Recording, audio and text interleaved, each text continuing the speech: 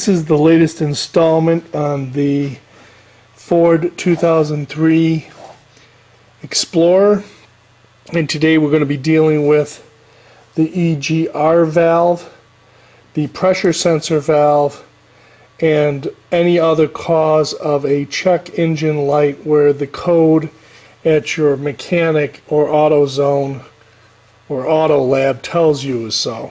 First thing you have to do is pull off this hood. There's maybe some wing nuts there, might have been long taken off by mechanics. You lift it up and then pull this off, and what you're going to see there is the EGR valve. It's right there. This rubber elbow comes off like that and goes back on. See, and there's a dimple. Okay, and that basically is hooked up by two bolts, one there and the other on the other side there. Those bolts have to come out. Now there's a gasket. If you buy this part as a replacement, it comes with another gasket. Also, it's attached right here with I think it's a 1-inch hex fitting, and that screws into the side of it. So you can replace that. Now, I was told that that part never, ever, ever needs to be replaced, so that I wasted my money when I replaced that. The next part in this process is found in this part of the engine compartment, which is near the radiator hose, which makes it difficult to get to. I'm going to have to move the light now. Hopefully I can get it down in there without...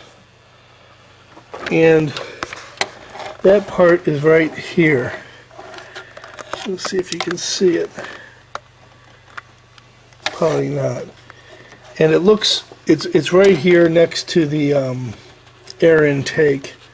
There's two bolts that hold it on. I'm going to show you the part. And that part is called the solenoid, EGR 3001 solenoid. It looks like this.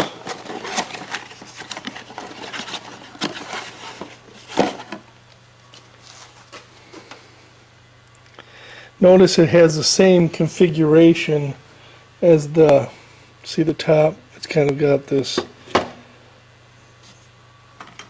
device that spins around. It's got the same configuration as this part here, which is the evaporator, I understand. So you can throw the light on there. That's the evaporator. There's the same type of part on the top of it. This part's got a clip. Well, you have to disattach, and some of these parts are very difficult to get to take apart, so you may have to push a screwdriver in here to slide it off. And this part goes up against the engine block, I believe, right there. There's two screws or bolts you need to take out. You replace that, and there's two again, rubber fittings that go over this for basically vacuum tubes. And then of course you replace the electrical clip. Now the part that really is the one that fails, and I am told is what the problem is, these other two parts you can replace, and I'm going to tell you the reason why in a little bit, is right here. Now this is the pressure sensor valve. It's got an electrical clip on it, which is very difficult to take off, and you need to push that down here. Let's see if I can get to it. Push it down, then pull it off.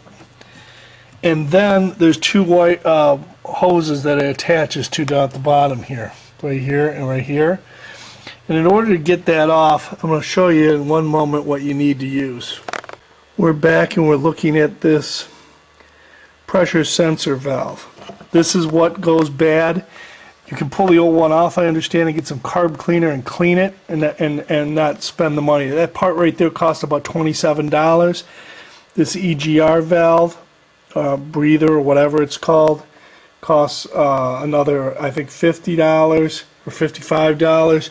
And this one here, this part that I showed you right here, cost I think $27. So I spent $100. Now my mileage had dropped down to about 12 miles per gallon, and after replacing all these parts, especially this one, when I replaced all three, I went up to 21 miles per gallon on this car.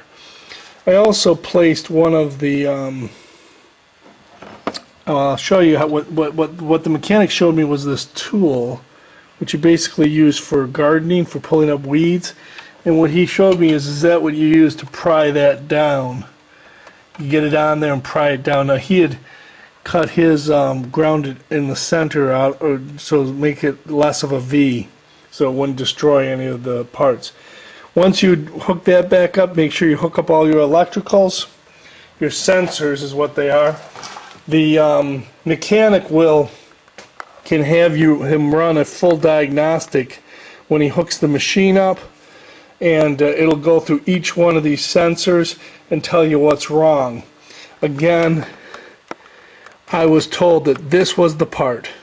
It goes on every single one of these automobiles. There's hot gases. This is what rechannels the gases, the unburned fuel into your back into your cylinders, and it increases your mileage considerably. I suspect what happened was that two of these parts began to fail. That's the reason why my mileage dropped. I was driving with this check engine light on for about maybe 6 months to a year. My mileage was still fairly decent, and then dropped down to 12 miles per gallon. That's when I made the switch. So that's it. That's the part. You replace that part about $27 at AutoZone or Murray's, and if you're in Michigan, and that should do it. Now you got to go back to your mechanic, get him to clear the codes, and but this is the part you should start with right there.